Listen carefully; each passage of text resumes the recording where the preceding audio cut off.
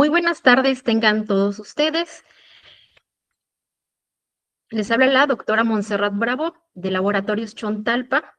A nombre de Laboratorios Chontalpa y de nuestra red médica, les damos la más cordial bienvenida a esta sesión de educación médica continua. Hoy tenemos el honor de contar con una ponente de gran trayectoria y prestigio en el ámbito de la gastroenterología, la doctora Alma Georgina Castañeda del Río, quien nos presentará el tema actualización en Helicobacter pylori, una de las infecciones más prevalentes a nivel mundial y de gran importancia clínica para nuestra práctica médica cotidiana. La doctora Castañeda es médico cirujano por la UNAM, especialista en gastroenterología clínica por el Centro Nacional Arrasa y endoscopía gastrointestinal por el Instituto Nacional de Ciencias Médicas y Nutrición Salvador Subirán. Cuenta además con una destacada formación en el desarrollo organizacional, docencia médica, así como una maestría en ciencias médicas por la DAX UJAT. Ha sido directora médica del Hospital General de Zona 46 del IMSS, gastroenteróloga en el IMSS e ISET y actualmente ejerce como gastroenteróloga en el Hospital AIR. Su compromiso con la medicina y la formación de profesionales de la salud es admirable y nos honra compartir este espacio con ella.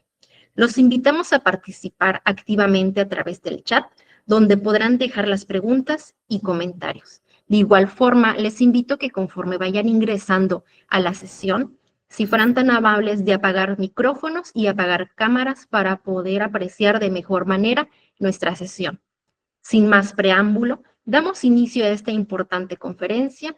Sea usted bienvenida, doctora Castañeda. Muchas gracias. Agradezco la invitación al Laboratorio Chontalpa, a la doctora Montserrat Estefani, que personalmente fue quien me invitó, y a todos ustedes por estar aquí. Muchas gracias por la presentación. Pues vamos a empezar con un tema ardiente para todos que nos persigue todos los días. No sé si podemos pasar la primera diapo. Claro, doctora, permítame unos segundos. Ok. Bueno, yo creo que todos sabemos que es el Helicobacter pylori, es una bacteria maldita que nos persigue a todo el mundo. Debemos de saber que el 80% de la población mexicana sale positivo a Helicobacter pylori en los antígenos cuando los solicitamos. De hecho, los antígenos se utilizan para definir la infección en forma epidemiológica en algún lugar. ¿La puedes poner la pantalla completa sin que se vean las de al lado? ¿En la copita? Lo escucho. Pero, doctora, permítame. Si están aquí... Y bueno, debemos de saber que esta bacteria se adquiere desde la infancia. A veces nosotros no pensamos esto. Regularmente quienes transmitimos esta bacteria somos los adultos a los niños, y los niños pueden permanecer 10, 15, 20 años con la bacteria sin que tengan ninguna manifestación.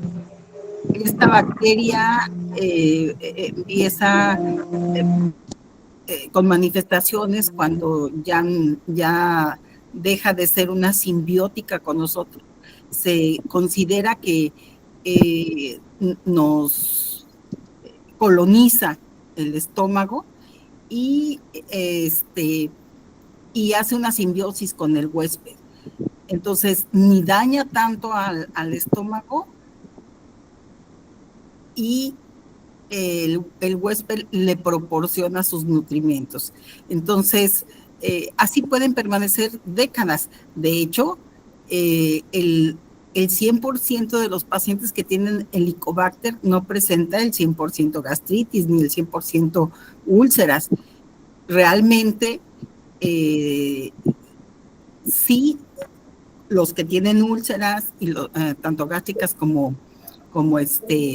duodenales, ¿verdad? Van a presentar una gran incidencia de Helicobacter pylori.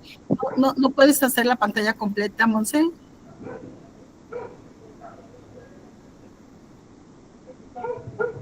Es que se ve muy chiquito. En la copita que tenemos ahí abajo. Y entonces estos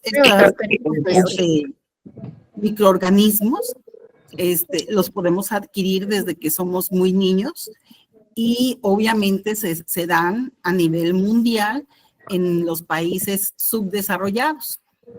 Entre más desarrollado sea un país, mejores son las condiciones de higiene y sanitarias y socioeconómicas y menos es la prevalencia de esta bacteria en la población. Todos nosotros, digamos, los que tenemos 40, 50, 60, 70 años, es casi seguro que tengamos anticuerpos contra el Helicobacter pylori, porque nos tocó vivir una época en donde las condiciones higiénico-dietéticas y socioeconómicas en el país no eran muy buenas. Actualmente se considera que los niños, se escuchan los perritos. Actualmente se considera que los niños ya están viviendo en un ambiente de mejores condiciones sanitarias y esperamos que en un futuro ese 80% de población que se encuentra positivo para el Helicobacter pylori, pues al tener mejores condiciones, pues sea menos la contaminación de esta bacteria para la población. Y bueno, dentro de las historias del Helicobacter, siguen apareciendo las del margen izquierdo, Monse. No sé por qué no se puede hacer grande. En la copita que está acá abajo, ¿no la puedes presionar?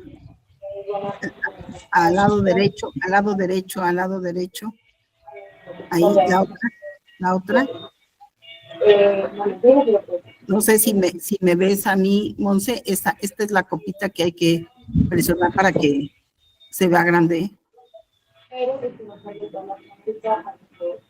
Bueno, entonces seguimos platicando. Lo que pasa es que se está trabando, pero ahorita lo corregimos. Bueno, vamos a seguir platicando. Esta bacteria fue descubierta en 1982 por Marshall y Morrill. Ellos estaban haciendo un estudio buscando los Campylobacter jejuni y bueno, era necesario desarrollar los medios de cultivo donde el Campylobacter jejuni crecía. Se dejaban dos días en la estufa, pero vino Semana Santa y se fueron de vacaciones y entonces dejaron 5 días allí abandonados las estufas y cuando regresaron encontraron un Campylobacter distinto, un Campylobacter raro y entonces lo bautizaron como Helicobacter y es el Helicobacter pylori. Pero entonces, como habían obtenido estos tejidos del estómago, ellos dijeron, bueno, ¿será que esta es la bacteria? Porque ya años antes ya se había considerado que quien producía gastritis y úlceras gástricas era alguna bacteria. Entonces ellos consideraron, Marshall y Morris, que quizás fuera el Helicobacter la causante de la gastritis, de la úlcera gástrica y de la úlcera duodenal. Y bueno, en una forma experimental muy, muy arriesgada para ellos, hicieron una solución con el Helicobacter y la ingirieron, se autoinocularon esta porción y Marshall, los dos desarrollaron gastritis y lo increíble es que Marshall eliminó la bacteria, o sea que tenemos nosotros suficientes defensas para que a pesar de haberse inoculado, él la eliminó. Pero Morris no. Morris no, Morris hizo una gastritis crónica y bueno, posteriormente lo que seguía era ver cuáles eran los antibióticos que podía ingerir para erradicar esta bacteria que se había comido, ¿no? Entonces, pues está muy interesante todas estas cosas que hicieron y a través del tiempo, pues se han llevado muchas investigaciones y se ha visto como qué es la bacteria. Oye, ya puedo empezar. Bueno, entonces, como les decía, que aproximadamente se encuentra entre el 90 y 100% de los pacientes con úlcera duodenal y úlcera gástrica, y hasta un 70, 90, perdón, hasta un 100% en los de duodenal y hasta un 90% en los de úlcera gástrica, excluyendo otros factores, porque acuérdense que la úlcera gástrica no solamente es el Helicobacter, sino otros factores como el fumar, como el alcohol, como los antiinflamatorios no esteroideos, pero bueno, excluyendo esos factores, podemos pensar que el Helicobacter es el causante de ese porcentaje de úlcera gástrica y úlcera duodenal.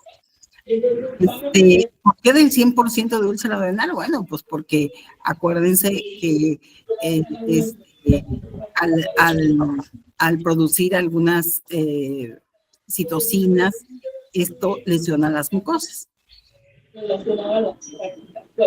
¿Me pasa la siguiente?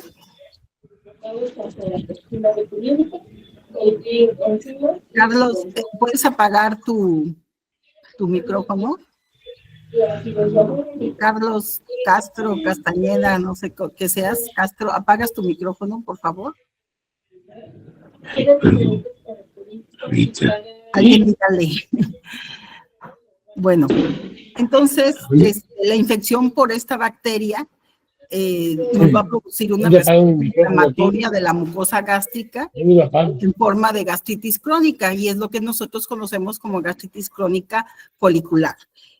Y a pesar de esta reacción inflamatoria, solamente del 10 al 25% de los individuos infectados van a desarrollar complicaciones como úlceras gástricas, linfomas o cáncer. O sea, no todos los que tienen Helicobacter pylori van a tener complicaciones. Sin embargo, pues 10 a 25% es mucho, y siempre que alguien tiene Helicobacter, pues prefiere quitárselo, ¿no? En donde se encuentra más el Helicobacter pylori es cuando tenemos una úlcera duodenal, un poquito menos en una úlcera gástrica. Y se ha considerado como un factor etiológico en algunos adenocarcinomas y en los linfomas tipo MALT. MALT, que es un acrónimo del tejido linfoide asociado a mucosa. La siguiente. Ok. Decíamos que había una gran prevalencia. Es una bacteria con distribución mundial. Tiene que ver la edad, la raza, el nivel socioeconómico y el grado de desarrollo de un país. Entre más subdesarrollado sea un país, obviamente las condiciones higiénico-dietéticas son más deficientes, dietéticas y sanitarias. La siguiente, por favor. Algo muy importante que todos debemos de saber es que el estómago tiene un pH entre 1, 2 y hasta 3. Es un pH normal y es la primera defensa del organismo que nosotros tenemos contra las bacterias del medio ambiente. Es por eso que nosotros podemos comernos los taquitos de la esquina, los taquitos de los puestos, donde podemos tomar lo que sea, aunque tengan bacterias y no nos enfermamos. O a veces esas situaciones que se nos cae algo y decimos 3 segundos, ¿no? Y me lo como. Pues no son los 3 segundos, es nuestro ácido gástrico el que nos defiende de todas las bacterias que nos comemos. Entonces, no es tan conveniente que inhibamos por completo el ácido gástrico. Por eso debemos de tener tiempos de los inhibidores de ácido para que posteriormente ya produzcamos el ácido en forma adecuada. Y bueno, la única bacteria que puede vivir en el estómago, aunque tengamos ácido, es el Helicobacter pylori. Si nosotros hacemos o alcalinizamos nuestro estómago, ¿verdad? Vamos a producir alteraciones en la función vital de nuestro organismo y en ese momento se pueden producir incluso infecciones oportunistas y pues tampoco es adecuado. Y es por esto que debemos de mantener también nuestro ácido del estómago. ¿Por qué les digo esto? Porque hay pacientes, y ustedes lo saben, que te dicen, y si me tomo el omeprazol toda mi vida, pues el omeprazol no está tan mal porque de alguna manera no te lo inhibe 24 horas el ácido, pero sí te lo disminuye. Nosotros aproximadamente secretamos de 1.5 a 3 litros de ácido clorhídrico al día. Entonces, imagínense que lo estamos midiendo, pues como que no. El ácido clorhídrico es producido por las células parietales y bueno, las células parietales tienen receptores de gastrina, de histamina y de acetilcolina, canales de calcio y la bomba de sodio-potasio ATPasa. Entonces, es muy importante que conozcamos esta celulita. ¿Qué sigue? Bueno, les decía, la transmisión puede ser por agua contaminada, puede ser de persona a persona. Las mamás que besan a sus niños ahí en la boca y así, o las manitas y luego no se las lavan, pueden estarles transmitiendo su Helicobacter pylori. El Helicobacter pylori regularmente su hábitat es el estómago, pero podemos encontrarlo en la boca, pero también debemos de saber que se puede excretar incluso por las heces. Es allí donde algunos de los exámenes que hacemos, que es el antígeno contra el Helicobacter, lo podemos hacer en heces. También puede ser fecal oral y esto podemos nosotros cultivar el Helicobacter o hacer una PCR en heces. Ahí es donde nosotros nos damos cuenta, ¿verdad? Que sí hay una transmisión fecal oral.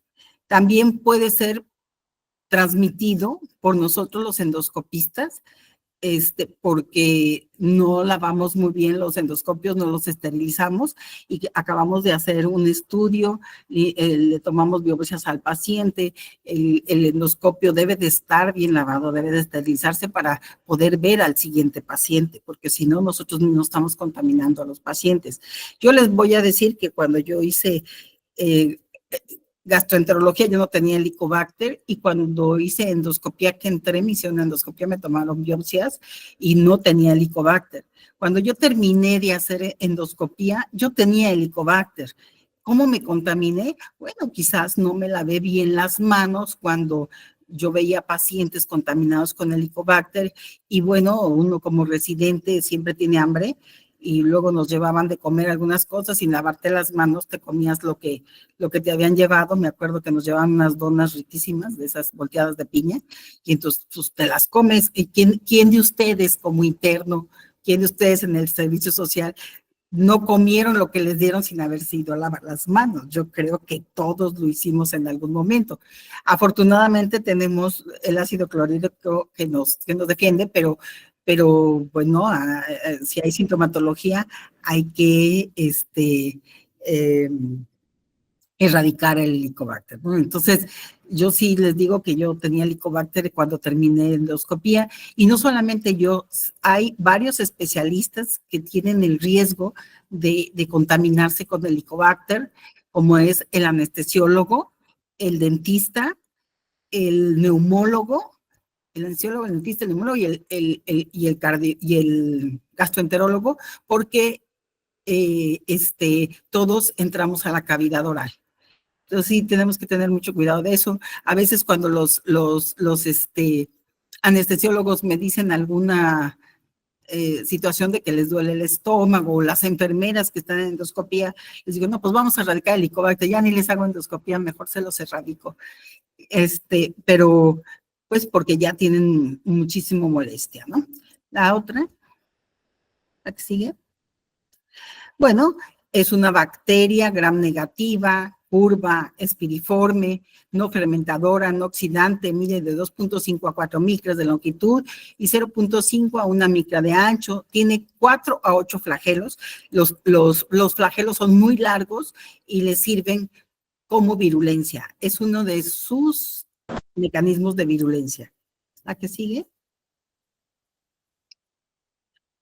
¿La que sigue?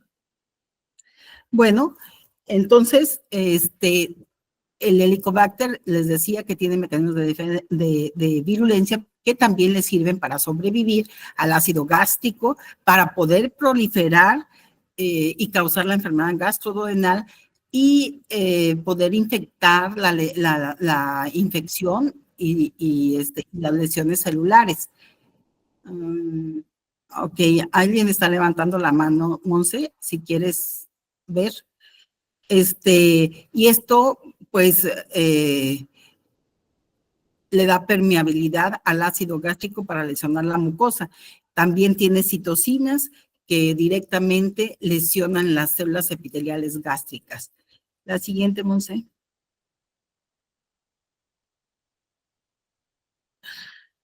Les decía, los flagelos les sirven para la motilidad, para poder entrar en el muco gástrico y poder llegar al epitelio, y la ureasa, que regular es una fuente de nitrógeno, se convierte la urea en amonio y dióxido de carbono. La siguiente. La siguiente. Ok. Y además tiene adhesinas. ¿Qué es esto? Bueno, aquí vemos en esta parte, ¿verdad? La colonización de las bacterias con sus flagelos, entran atraviesan todo el moco, después con sus adhesinas liposolubles, ¿verdad? Dañan el epitelio y con sus adhesinas virulentas CAC-A y BAC-A van a producir lesión epitelial. Esto también las cubre a ellas del ácido, o sea, tratan de estar en el epitelio, dentro del epitelio, para cubrirse del ácido, y es ahí donde yo les decía que pueden tener una vida simbiótica con el huésped, no producir daño, sino nada más alimentarse, y ahí se quedan, porque no siempre que tienes Helicobacter tienes gastritis, o úlcera gástrica, o úlcera duodenal. Ahí se quedan nada más viviendo un ratito, o sea, yo no te hago daño, tú no me haces daño a mí, ¿sí? El asunto es cuando somos mayores, acuérdense que los cambios epiteliales son más lentitos, así como la piel, también se nos arruga el estómago. Entonces, es cuando a veces existen las manifestaciones, o cuando tenemos otras factores, ¿verdad?, que nos ayudan a lesionar el epitelio, como por ejemplo los antiinflamatorios no esteroideos, el café, el tabaco, el alcohol. Entonces, en ese momento también el Helicobacter empieza así como a reaccionar y a causarnos lesión. En muchas ocasiones, cuando en un adulto mayor nosotros vamos a usar este tipo de medicamentos bueno, se usan demasiados en los adultos mayores, antiinflamatorios no esteroideos o medicamentos o antibióticos que nos pueden provocar problemas. En ese momento, tenemos que ver si el paciente tiene Helicobacter y erradicárselo para quitar un factor de riesgo que el paciente se ulcere, ¿sí? A ver, la siguiente, por favor. Ok, aquí está más bonito en este esquema. Aquí vemos cómo penetra el Helicobacter a través de la mucosa del estómago y cómo se adhiere a la superficie de la capa del epitelio de la mucosa, ¿verdad? Cómo hace un medio en donde el ácido lo convierte prácticamente en amoníaco y se pone a proliferar allí. Se pone a crecer ahí, y entonces esto es lo que nos ocasiona lo que es la gastritis folicular. Nosotros vemos en la endoscopía como si el paciente tuviera rubiola, son pequeños cúmulos de Helicobacter que tienen allí. Y bueno, al lesionar esto, ¿verdad? El ácido por sí mismo, porque el ácido se sigue produciendo, puede llegar a producirnos una úlcera gástrica o una úlcera duodenal. La siguiente, Monse.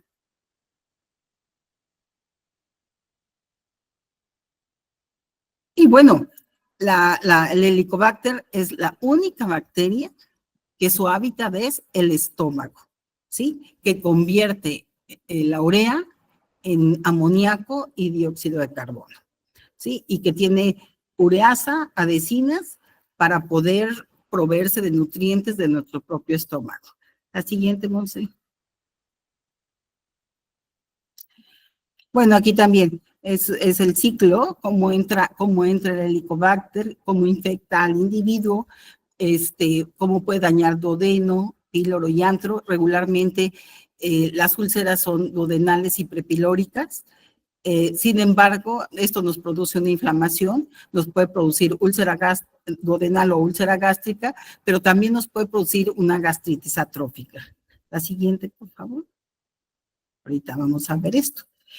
¿Cómo es la respuesta inflamatoria y el funcionamiento gastroduodenal? Bueno, el Helicobacter desencadena una respuesta inflamatoria, inmune y muy potente, compleja, al unirse nuestro sistema inmunológico con la bacteria, y en el epitelio lo que induce una secreción de citocinas proinflamatorias, y esto nos hace que lleguen neutrófilos y producen algo que se llama respuesta linfoide tipo B. Esta respuesta linfoide tipo B es lo que a la larga, si esto evoluciona mucho tiempo, la inflamación gástrica, podemos llegar a producir un linfoma tipo B. Hay linfomas B y linfomas T. El linfoma tipo B es más benigno que el T y qué bueno que es el que se nos produce, y lo llamamos maltomas. La interleucina 1B y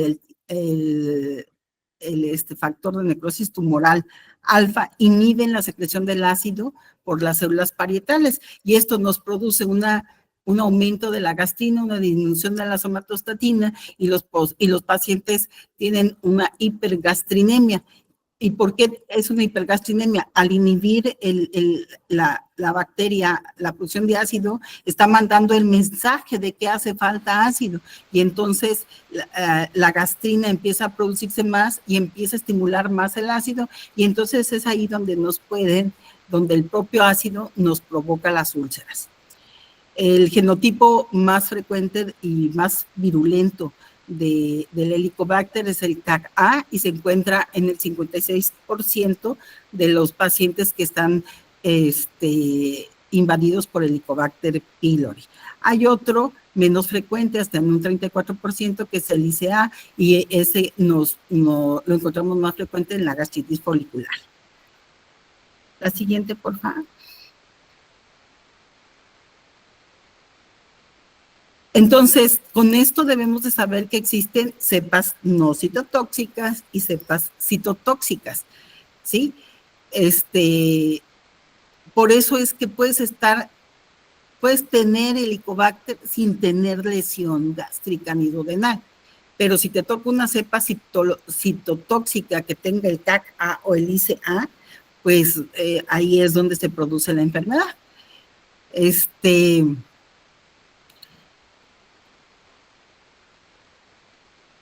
Las biopsias de estómago se obtienen de acuerdo a un protocolo que nosotros le llamamos protocolo de Sidney, que son mínimo 5 muestras. Se toman 2 muestras o 3 del antro gástrico, 2 del cuerpo gástrico y 2 del fondo gástrico.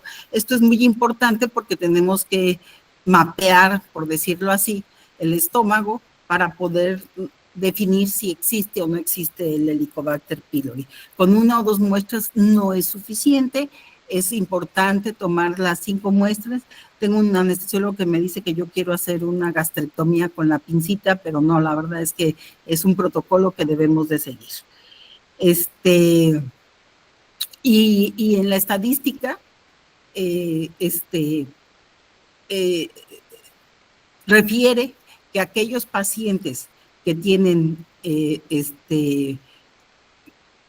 úlceras son diferentes a los que no tienen úlceras. El mapa inflamatorio gastroduodenal es diferente, obviamente, porque los que tienen úlceras, pues tienen una cepa citotóxica, y los que no tienen úlceras, pues no tienen una cepa citotóxica. Se estima aproximadamente que el 80% de la población mexicana esté infectada por Helicobacter pylori, pero no quiere decir que tengamos la enfermedad. Si ustedes tomaran serología o anticuerpos para Helicobacter pylori, en una forma epidemiológica, les va a salir como que el 80% va a ser positivo, pero eso no quiere decir que tengan la enfermedad, sino que tuvieron el Helicobacter o que lo tienen en ese momento, pero no es muy específico hacer esta prueba, a menos que el paciente tenga cuadro clínico. ¿De acuerdo? Y de acuerdo con la Organización Mundial de la Salud, en 1994, el Helicobacter pylori fue catalogado como un carcinógeno tipo 1, y eso es muy importante. Entonces, cuando nosotros lo encontramos y lo encontramos con lesiones, pues hay que erradicarlo. Ok, ¿la que sigue?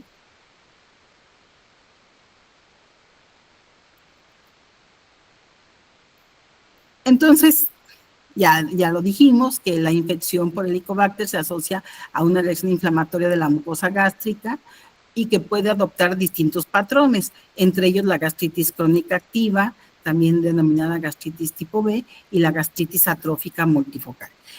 Esto debemos de saber que la folicular es una y que esta nos puede llevar a una gastritis atrófica.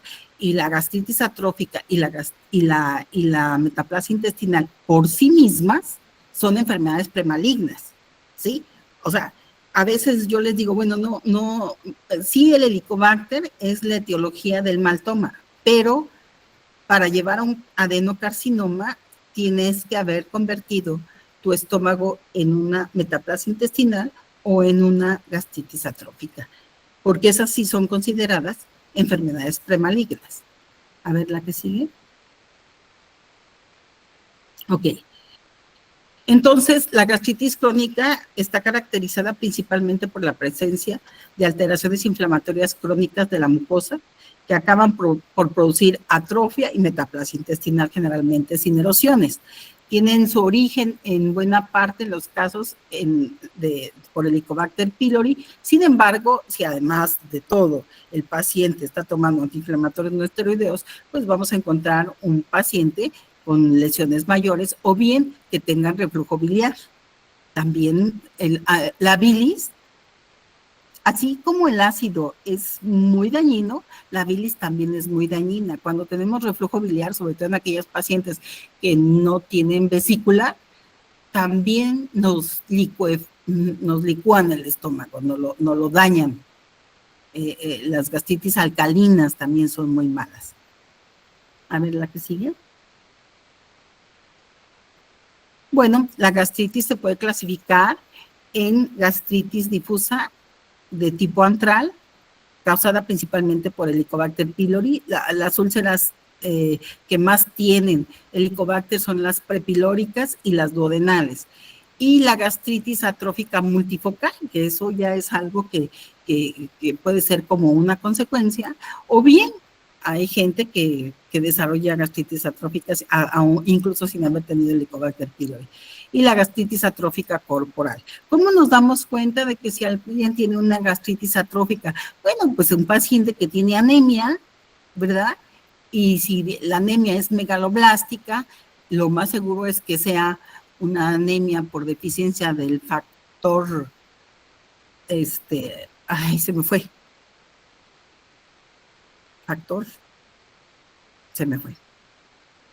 Bueno, para la absorción de la vitamina B12, factor intrínseco, para la absorción de la vitamina B12, regularmente está deficiente en las gastritis atróficas. Entonces, esos pacientes no es que necesitan hierro, sino vitamina B12, y nosotros nos tenemos que dar cuenta hasta con una biometría hemática si el paciente tiene una anemia microcítica hipocrómica o por sangrado o una anemia megaloblástica. Si tu paciente tiene una anemia megaloblástica, hay que hacer una endoscopia a ese paciente porque hay que descartar que tenga una gastritis atrófica.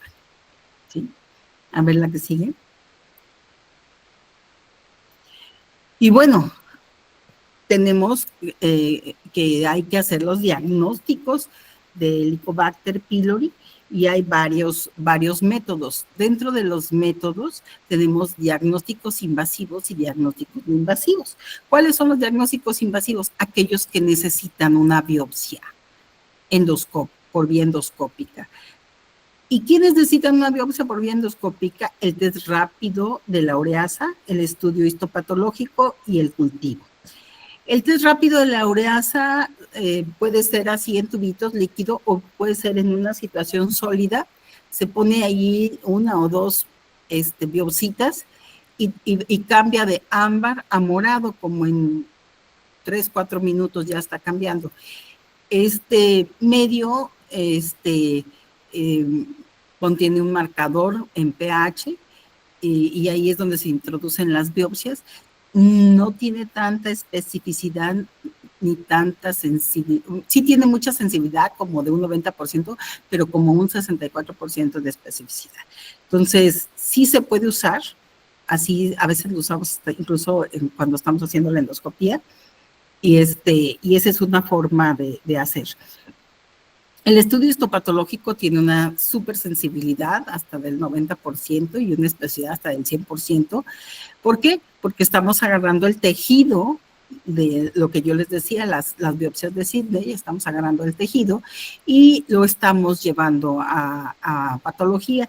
Existen diferentes tinciones para este tipo de pruebas, la de HIMSA, la de hematocilina y eosina, la de Jiménez, la del PAS-CHIP, el PAS-AB, y la más fidedigna es la de HIMSA, y posteriormente le sigue la hematoxilina y eosina. Entonces, es muy importante. Yo regularmente, todos los pacientes, vayan por lo que vayan, les tomo biopsias de antro, cuerpo y fondo gástrico y las mandamos a patología para si tienen Helicobacter, y si no tienen, pues qué padre, ya la hicimos, ¿no? Y existen también las del cultivo. Los cultivos, no sé si en Laboratorio Chontalpa hagan cultivos, yo nunca he escuchado que me hagan cultivos aquí en Villahermosa. Y además tienen una baja sensibilidad para detectar la infección, y aunque sí tienen una alta especificidad. Esto se utiliza más cuando ya hemos erradicado el Helicobacter pylori en varias ocasiones y ya nos acabamos los antibióticos y los esquemas, el de primera línea, el de segunda línea, el de rescate, y el paciente sigue saliendo positivo. Entonces, en ese momento es que nos sirve el cultivo, hacer un cultivo del tejido y para hacerle un antibiograma. Ya le vamos a preguntar a Monse si hacen cultivos. No creo que no. Entonces, pero para eso sirve. Para pacientes, yo he visto los cultivos realmente en los estudios de investigación. Aquí en Tabasco no me han hecho ningún cultivo aún. A ver, Monse, continúa. Y existen las pruebas no invasivas. Las pruebas no invasivas, tenemos la serología, que ustedes la deben de conocer, son anticuerpos IgG, IgM, y ya nos dan una valoración, y dependiendo de la valoración, nosotros consideramos que sí es positivo o negativo, pero su sensibilidad y su especificidad no es más del 68%, y esto es muy importante porque no porque me salgan positivos quiere decir que el paciente tiene Helicobacter pylori. ¿Qué ha sucedido o qué yo he observado? He observado que les mandan serología y que al mes le vuelven a mandar la serología y vuelve a salir positivo, y le vuelven a dar tratamiento, y a los 3 meses otra vez sale positivo y les vuelven a dar tratamiento, y pues no, porque esa es una memoria inmunológica, y si es una memoria inmunológica, no van a quitar los anticuerpos. La serología no es la bacteria, es la memoria inmunológica. Entonces, la memoria inmunológica si ustedes ya mataron hoy la bacteria, pues a lo mejor va a desaparecer o disminuir en 8 meses, de 6 a 8 meses, no disminuye antes de los 6 a 8 meses. Entonces, si ustedes le hacen cada mes y cada mes y cada mes, luego me llegan pacientes con 3, 4, 5 tratamientos que les han dado, y dices, no, ya llegan con una disbiosis, porque ya le volaron toda la flora bacteriana intestinal. Entonces, muy importante eso, ¿sí? Que lo tengamos en cuenta, que esos son memorias inmunológicas. Tenemos la prueba de aliento, las cuales se han desarrollado 2 tipos, la de carbono 13 y carbono 14.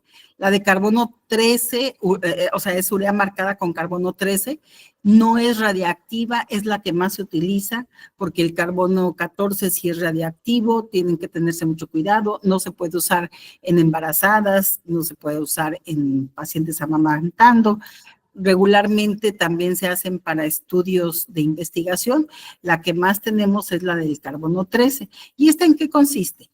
Te dan una pastillita de urea marcada con carbono 13, dejamos pasar 10 minutos, el paciente, si tiene Helicobacter pylori, se divide el carbono, la urea, perdón, en amonio y dióxido de carbono, y lo que sacamos es el dióxido de carbono. Se insufla un globito, y ese se mete a un lector, y entonces ya el lector del dióxido de carbono nos dice si está positivo o no la prueba. Este es prácticamente 100% sensible y 100% específica. Entonces, es una de las mejores pruebas, pero esta prueba tiene algunas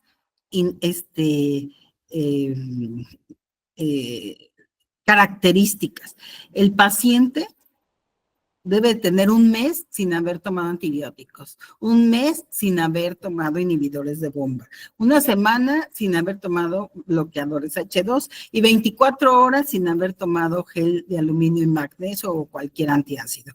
Entonces, todo eso hay que cumplirlo antes de mandar una prueba de aliento, porque me va a salir negativa si todavía le estoy dando algún otro tratamiento. Entonces, por lo menos un mes sin ningún tratamiento para poder hacer una prueba de aliento.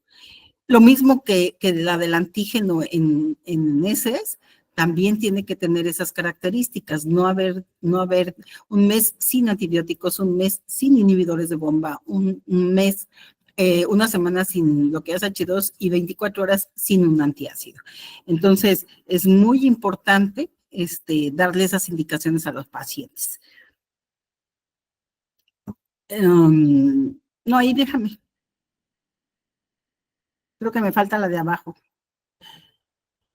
La detección de antígeno Helicobacter en las heces tiene las mismas características y también es bastante sensible y bastante específica, no al 100%, pero sí como en un 80%. Eso es muy bueno hacerlo, y eso sí no lo hacen en los laboratorios aquí en Tabasco. Y pueden hacer combinación de las mismas, pueden hacer combinación, por ejemplo, de la serología con el antígeno y aumentar la sensibilidad. Yo la prueba de aliento regularmente la mando para no hacer otra endoscopía al paciente. Le tengo que hacer otra endoscopía si encontré úlceras, ¿sí? En 2 meses, para ver que ya haya cicatrizado. Pero si no encontré úlceras, si lo único que encontré fue gastritis y Helicobacter pylori, yo nada más le hago a los 4 o 5 meses una prueba de aliento, ¿sí? Y con todas las características que ya les mencioné. La que sigue. El tratamiento. Es muy importante saber que actualmente no solamente el Helicobacter, todas las bacterias que nos provocan infecciones pulmonares, urinarias, ¿sí? Están haciendo resistencia a los antibióticos. ¿Por qué? Por mala práctica de nosotros como médicos o de los pacientes como pacientes. Luego tienen 2 pastillitas de trimethoprim sulfametocrazol y ya se las meten y dicen, ya estoy bien. O les da una diarreíta y se toman cualquier antibiótico que tienen en su casa 2 días y ya estoy bien. Acuérdense que los antibióticos como mínimo tenemos que darlos por 5 días, como mínimo, ¿sí? Aunque el paciente se sienta bien, tenemos que dar lo mínimo 5 días. Hay algunos esquemas que vienen de 3 días porque duran en la circulación 7 días. Una de esas es la citromicina. La citromicina ustedes la dan 3 días, pero dura 7 días en circulación. Por eso es que se da 3 días. Pero sí es muy importante que completemos esquemas. Entonces, con esta resistencia, pues el Helicobacter no es la excepción.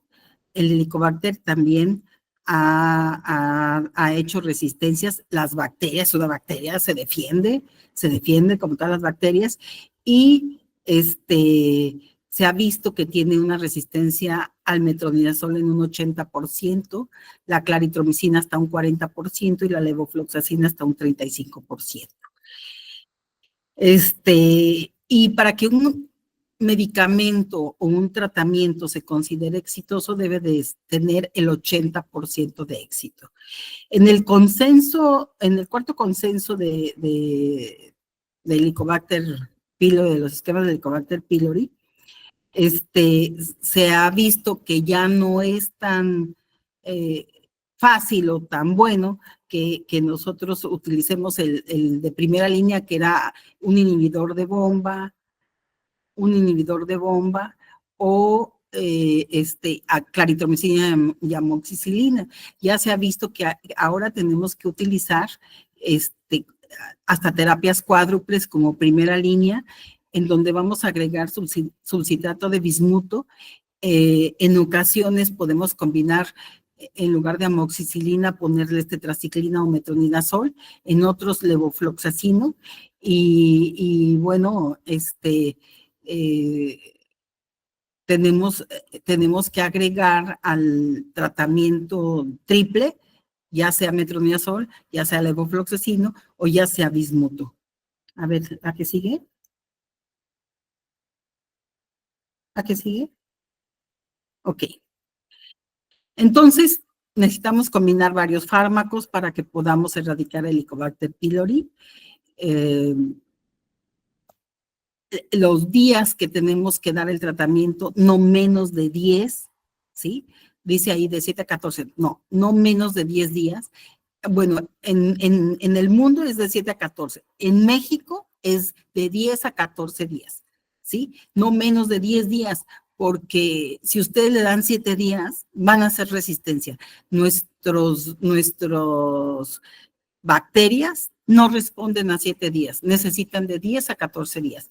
Y bueno, actualmente han llegado los PCABs, que son los bloqueadores de ácido competitivos del potasio, que en esto tenemos, bueno, aquí en México tenemos el fluxoprasan y el tegoprazán.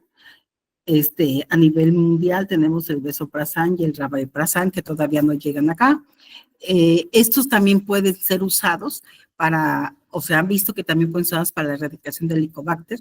En lugar de usar los inhibidores de bomba, que se utilizan a dosis doble, también usar PCABs a dosis doble, en la mañana y en la noche, y todos los antibióticos que ya dijimos.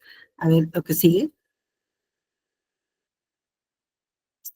Bueno, aquí es un esquema en donde vemos que no solo México es resistente a los antibióticos, sino también en otros países, Japón, China, ¿verdad? Han hecho mucha resistencia. Aquí tenemos resistencia a la claritromicina y al metronidazol. Bueno, a ver la que sigue.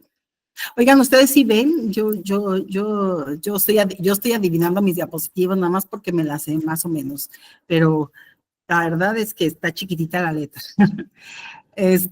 Aquí vemos que la mayor resistencia es el metronidazol y la menor resistencia es la amoxicilina y las tetraciclinas, ¿sí? Entonces, sí fíjense, incluso la levofloxacina, que se utiliza también como para el cuádruple, tiene bastante resistencia, más que la amoxi y la tetra. Entonces, a lo mejor un esquema en nuestro país sería muy bueno: el inhibidor de bomba, la claritro, la amoxi y la tetra. Digo, para tenerlo en cuenta, agregar a la terapia triple tetraciclinas. siempre y cuando no sea alérgico el paciente, porque luego hay muchos alérgicos a la tetraciclina.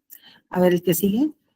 Y si es alérgico a la penicilina, pues le van a tener que dar amoxicilina, ¿no? Digo, metronidazol.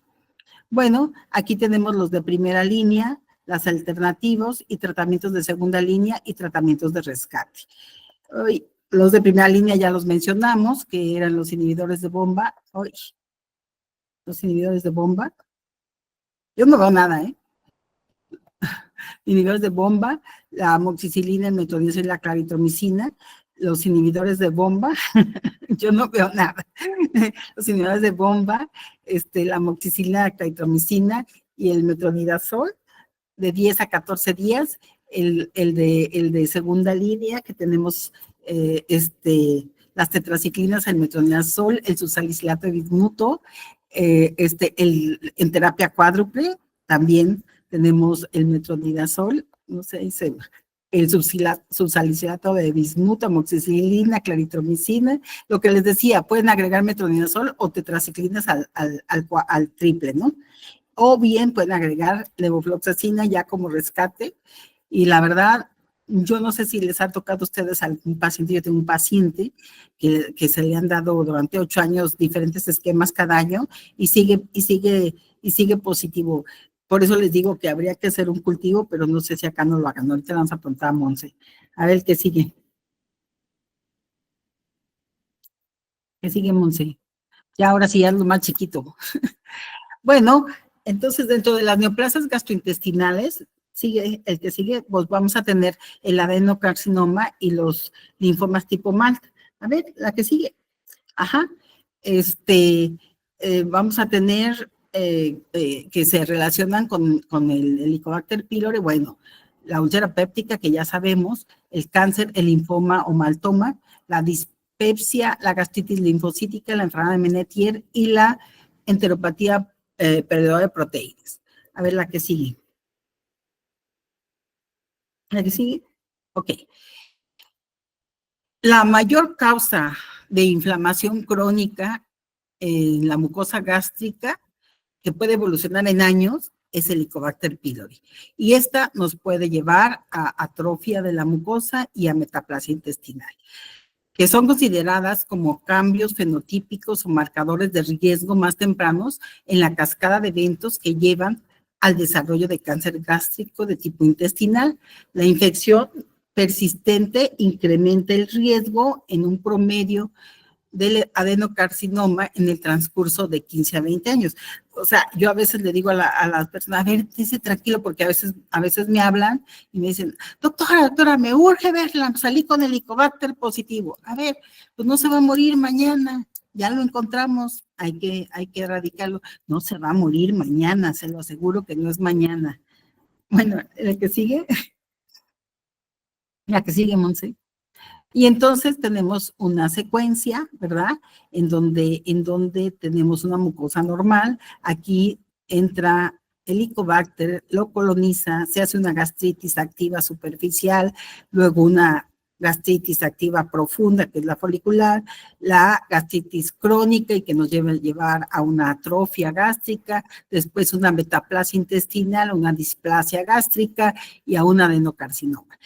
A nivel de la metaplasia intestinal, lo que nosotros tenemos que hacer si lo encontramos es darle el tratamiento completamente primero erradicar el Helicobacter pylori y en segunda, a los pacientes hay que mantenerlos con inhibidores de bomba, esto sí, por lo menos un año para darle tiempo a que esa mucosa se repare, se regrese a la normalidad, porque la metaplasia intestinal es un pasito antes de llegar a una displasia gástrica, ¿sí? Esto es como el papá Nicolau, ¿sí? Si tú encuentras una metaplasia, pues sigue la displasia de bajo grado, la displasia de alto grado y el carcinoma, ¿no?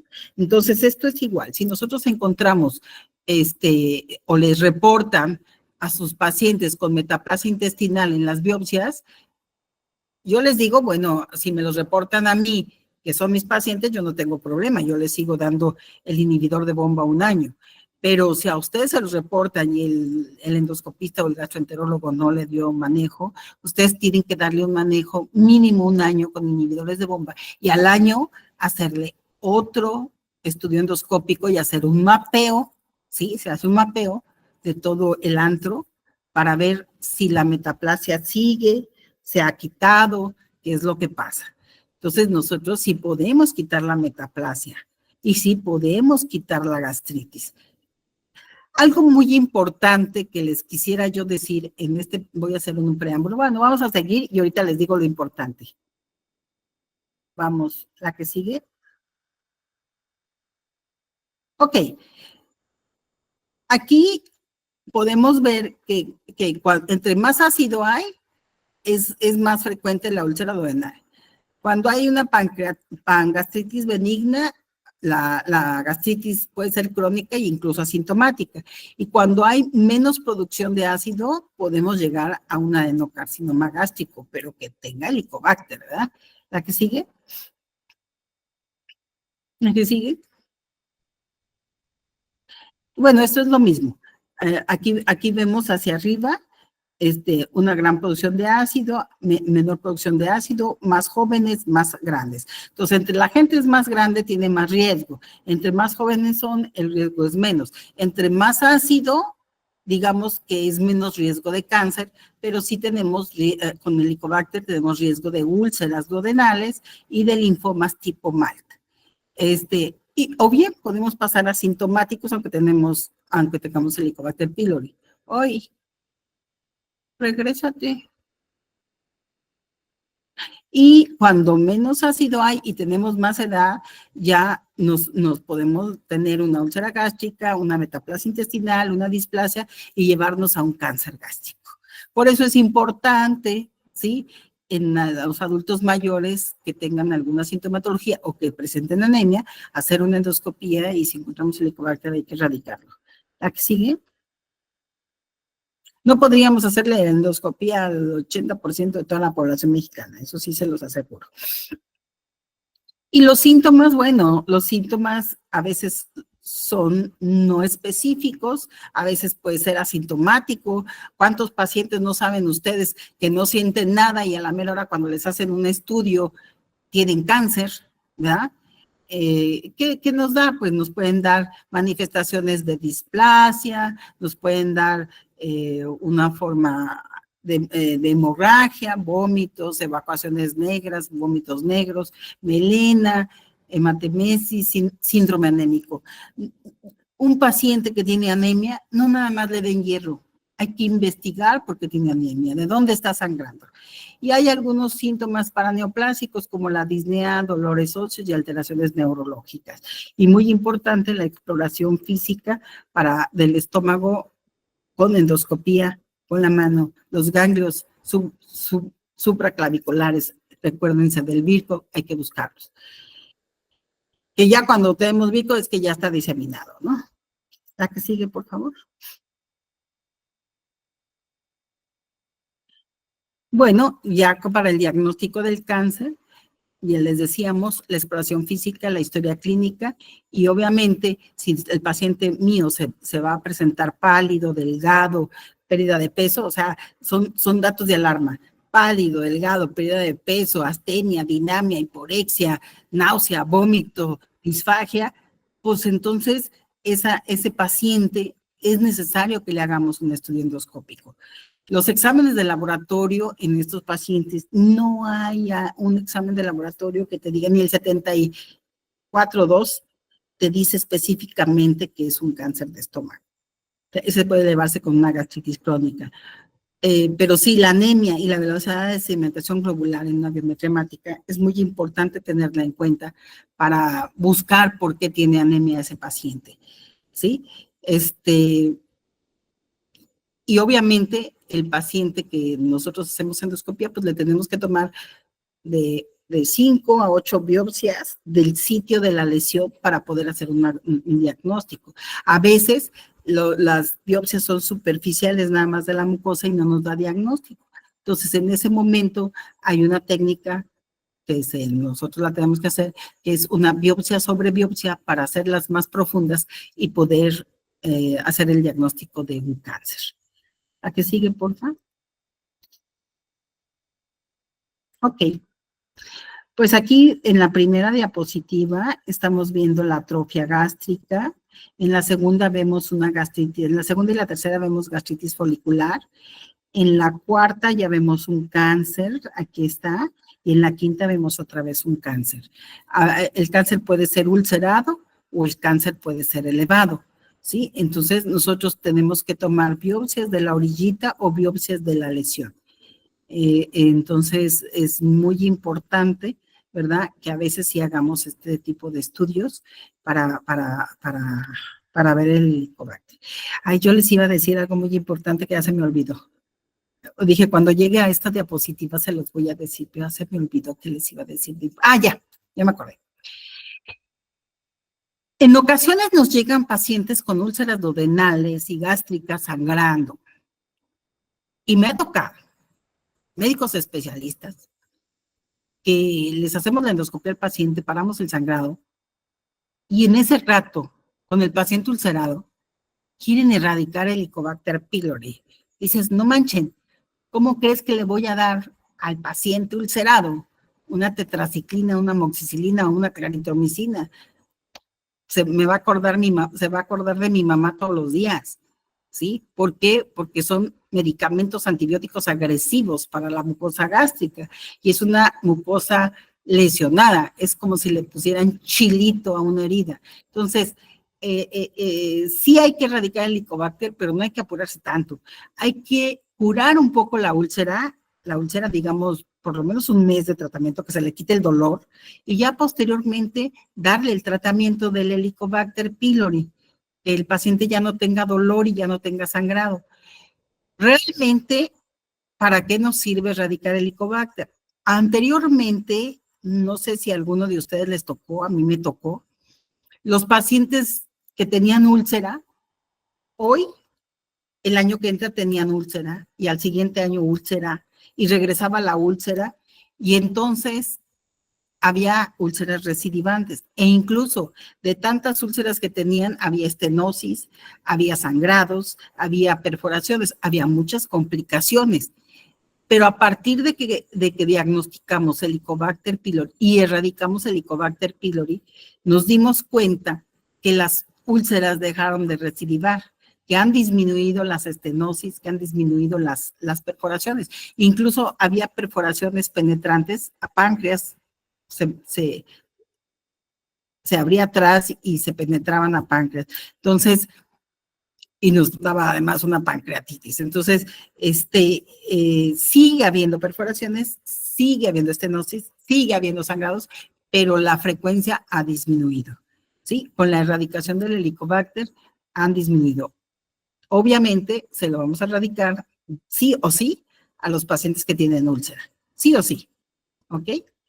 A ver, esa era la parte importante que les quería yo decir. Espérense tantito, que se le quite el dolor y luego ya le erradican lo que quieran. A ver, la que sigue. La que sigue. Monse.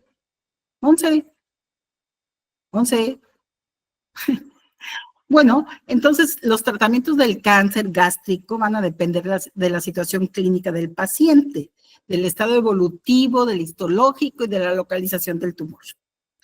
Si es un chiquito, pues hay que operarlo, y si está grande y ya está diseminado a ganglios, pues hay que darle primero quimioterapia, y bueno, ya eso va a depender del oncólogo.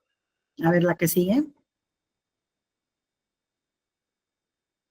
Vamos a hablar un poquito del linfoma MALT o maltoma. Son ya poquitas diapositivas, no se cansen, ¿eh? A ver, la que sigue. ¿Qué son los MALT? Bueno, es un tipo de linfoma y es el linfoma que está relacionado a la mucosa, ¿verdad? Asociado a mucosa, a tejido linfoide asociado a mucosa gástrica.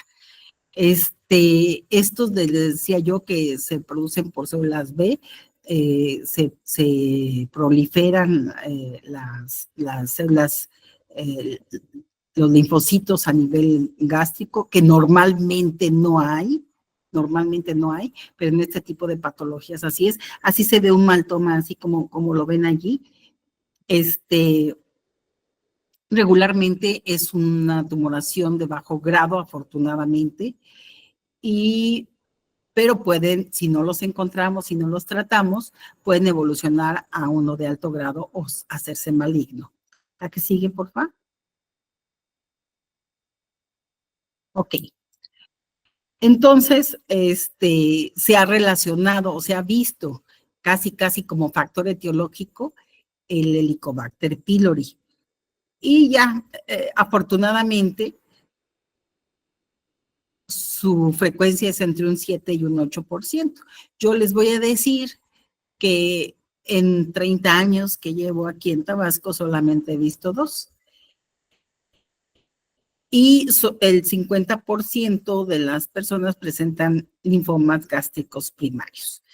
Se supone que estos son linfomas adquiridos en el transcurso de la enfermedad crónica por Helicobacter pylori y obviamente microscópicamente lo que vamos a ver son folículos linfoides reactivos con colonización folicular y sobre todo en las células de la zona marginal. El diagnóstico histopatológico a veces es un poquito difícil, por lo que les decía, nosotros tomamos biopsias de la superficie de la lesión, entonces para poder tomar biopsias más profundas, hacemos biopsia sobre biopsia para poder tomar el tumor. A veces es un poquito, a veces a mí me tocó, que me dijeron que no había nada. ¿Cómo no? Si yo lo vi, y me metí otra vez y volví a tomar biopsias y así. Y lo más increíble de ese paciente es que yo sí pensé en un mal toma y le erradiqué el Helicobacter en lo que me daban el resultado histopatológico, porque han de saber que en las instituciones el resultado no es mañana, sino como 1, 2, 3 meses. Y haz de cuenta que me mandaron el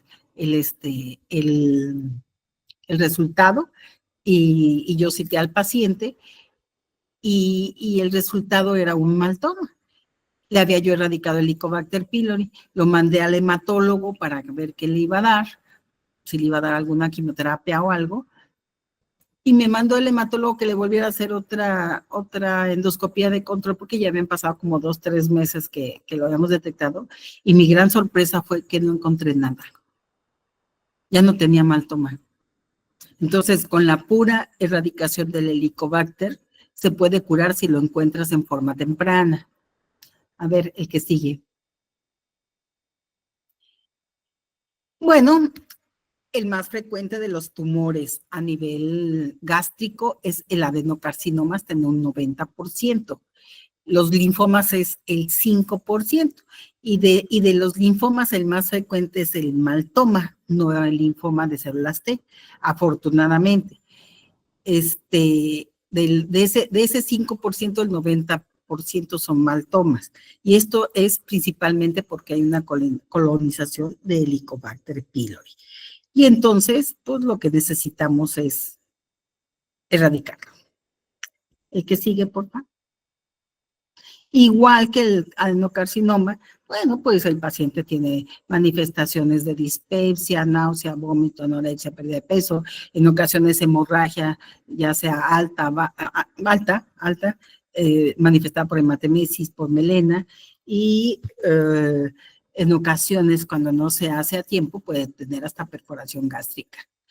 Y para ello es muy importante la que sigue, la historia clínica, la exploración física, la realización de radiografías de tórax, de abdomen y la endoscopía para valorar todo el cuadro. Tenemos una clasificación, a ver la que sigue, de tumores, y esto va a depender de los ganglios, hacia dónde están. En el grado 1, pues no hay ganglios, en el grado 2 están contiguos al estómago, en el grado 2 están en el estómago y debajo del diafragma, en el 3 ya están a lo lado del diafragma y en el 4 pues ya hay una enfermedad diseminada. ¿La que sigue? ¿La que sigue? Y entonces, debido a que la evidencia dice que el maltoma, el linfoma tipo MAL, es etiológicamente el Helicobacter pylori, pues esto nos da la pauta convencional a erradicar el Helicobacter pylori. Y bueno, Eso es muy importante. La curación de estas infecciones sigue desde la remisión del tumor. Esto es la desaparición en la mayoría, hasta en un 80% de los pacientes con linfomas tipo MAD erradicando Helicobacter pylori se desaparece, pero a veces no desaparece en 1 o 2 días o 3 meses, como me tocó a mí. A veces hay que esperar hasta 1 año. Afortunadamente, la remisión del tumor tras la erradicación del Helicobacter permanece estable por toda la vida y en la mayoría de los casos no regresa. Por lo tanto, el pronóstico de estos pacientes, pues es bueno. Oye, ya te pasaste hasta el final. Es bueno, y para ello también podemos, independientemente de la erradicación, continuar con antisecretores, y se puede erradicar con los esquemas que ya vimos. A ver, la que sigue. Y obviamente, cuando es un poquito más diseminado, que no te responden a la erradicación del Helicobacter, bueno, pues tenemos que usar la quimioterapia.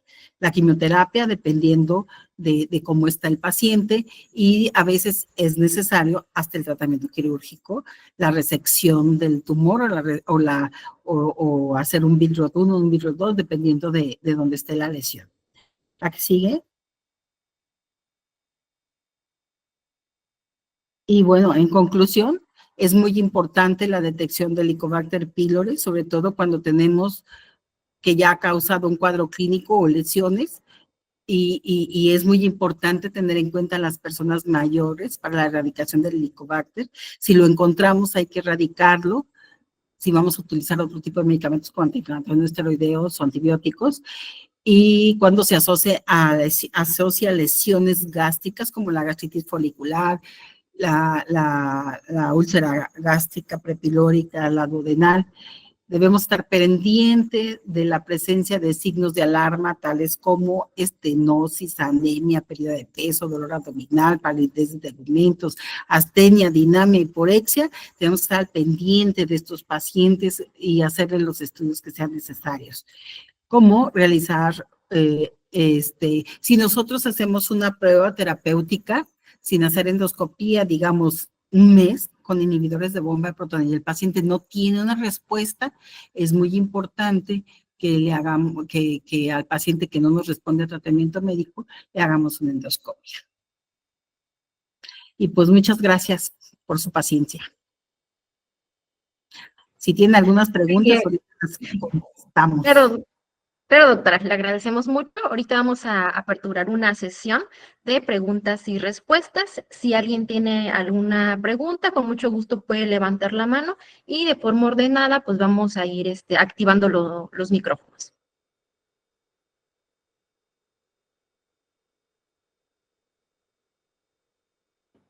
Muy bien, vamos a activarle la cámara a Ismayo. Adelante.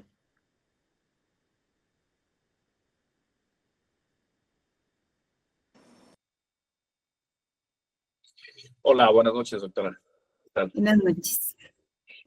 Sí, tengo 2 preguntas. Una sería en cuanto al tratamiento con el inhibidor de bomba de protones. ¿Cómo ha visto el resultado del esomeprazol a comparación de los inhibidores de bomba de protones recientes? En cuanto a la efectividad de la tasa de curación de las úlceras. Mira,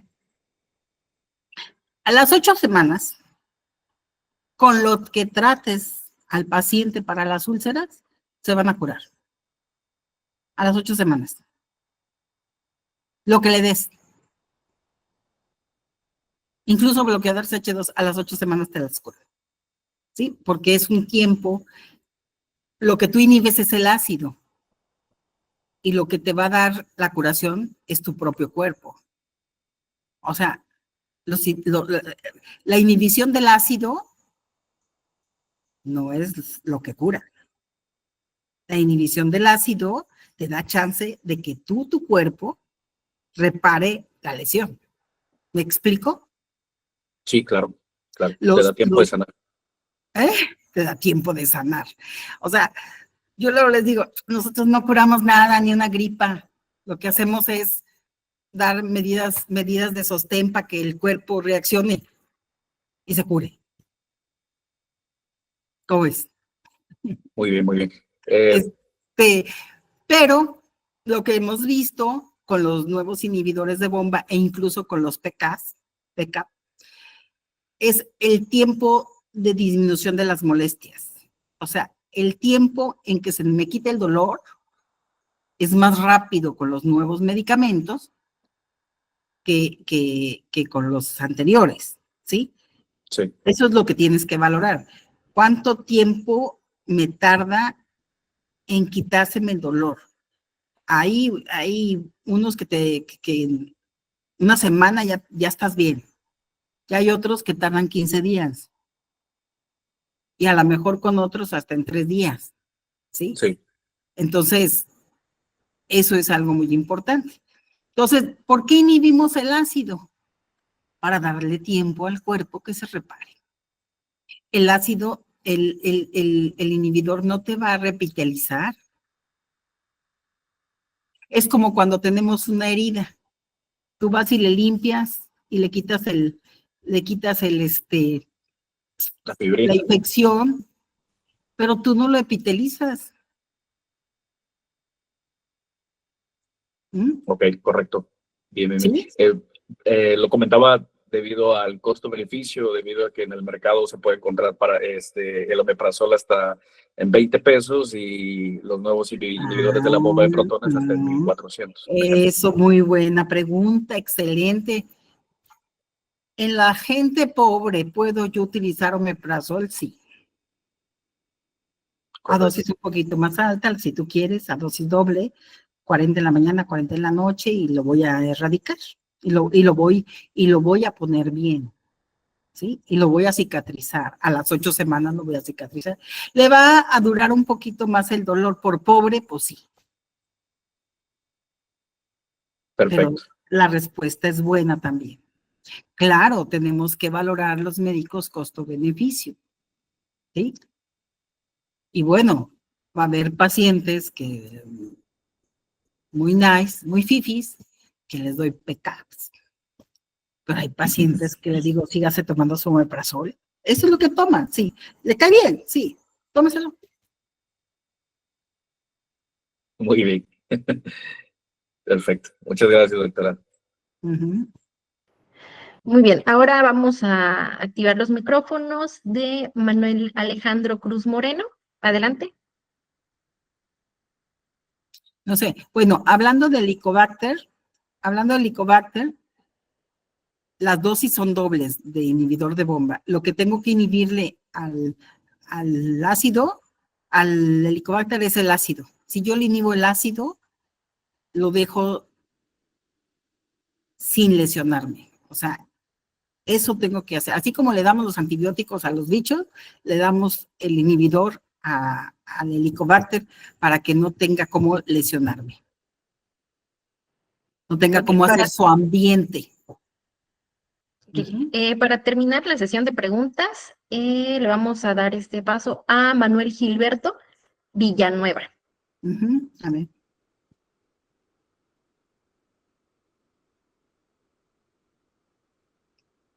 ¿Escucho?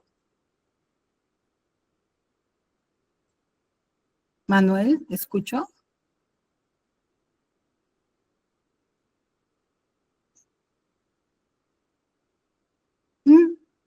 Se arrepintió también.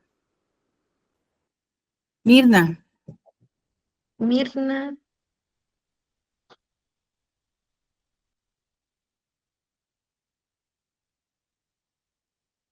Mirna. Y Mirna levantó la mano. Adelante, Mirna. Buenas noches, doctora, ¿me escucha? Sí. Dime. ¿Me escucha? Manuel. Sí, tengo A una ver, pregunta. vamos a dar paso a That's Nutrición y después vamos con Mirna, ¿ok? Comentó usted de que el Helicobacter forma una simbiosis con el estómago y puede vivir, pero cuando ya la bacteria ya aumenta un poco más, uno de los síntomas puede ser más hambre, pregunto. Bueno, ese es un síntoma de gastritis. no específicamente de la bacteria. Un paciente que te dice que le da hambre, que tiene hambre y que tiene que comer para que se le quite, es una gastritis, ¿sí? O una llenura postprandial inmediata, o distensión abdominal, es una gastritis crónica. Puede o no ser por Helicobacter, pero de que tiene una gastritis, tiene una gastritis. Gracias, doctora.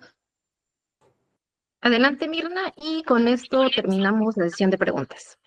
Sí, buenas noches, doctora. Buenas noches. Nos acaba de mencionar de que hay que darle la doble dosis de inhibidores de la bomba. Mi duda es, ¿la dosis es en una sola toma o se puede dividir en cada 12 horas? Es cada 12 horas y no divides la dosis doble cada 12 horas. Es cada 12 horas a dosis doble. Por ejemplo, vas a dar 40 miligramos de omeprazol y 40 miligramos de omeprazol en la noche, en la mañana 80. O si vas a dar pantoprazol, hay de 20 y de 40. Vas a dar el de 40 miligramos en la mañana y 40 miligramos en la noche. Si vas a dar omeprazol, vas a dar 30 en la mañana y 30 en la noche. Si vas a dar un pica, dependiendo de cómo sea, si es de 40 en la mañana, 40 en la noche, lo que vas a hacer es dosis doble en la noche, mañana y noche. Muy bien, muchas gracias. Resaltamos, tú le puedes dar todos los antibióticos que quieras al paciente. Si no le das el inhibidor de bomba, no erradicas el Helicobacter pylori. Ok, con esto cerramos nuestra sesión de preguntas y creo que vamos a responder de las más recalcadas durante esta sesión, que fue si el laboratorio realiza lo que son los cultivos. En este momento no contamos con este tipo de cultivos. Nosotros ofertamos las 3 pruebas, la prueba de aliento para el Helicobacter pylori, que se sabe que es una prueba no invasiva con alta sensibilidad, el antígeno del Helicobacter pylori en heces, que es ideal para el seguimiento post-tratamiento, y los anticuerpos IgG, IgM anti-Helicobacter pylori, que pues son útiles en contexto de sospecha clínica y el tamizaje serológico. ¿Okay? Y bien, vamos a dar por finalizada esta sesión, esperando que haya sido de agrado para todos ustedes. Agradecemos profundamente a la doctora Alma Georgina Castañeda del Río por su brillante participación y por compartir con nosotros su conocimiento, experiencia y visión clínica sobre el manejo actualizado del Helicobacter pylori. Este tipo de encuentros refuerzan nuestro compromiso con la educación médica continua y nos recuerda la importancia de mantenernos actualizados para brindar la mejor atención posible a nuestros pacientes. Gracias también a todos ustedes por acompañarnos esta tarde. Les invitamos a estar al pendientes de nuestras próximas actividades académicas y seguir siendo parte activa de esta comunidad médica que construimos juntos. A nombre del Laboratorio Chontalpa, les deseamos una excelente tarde y hasta la próxima.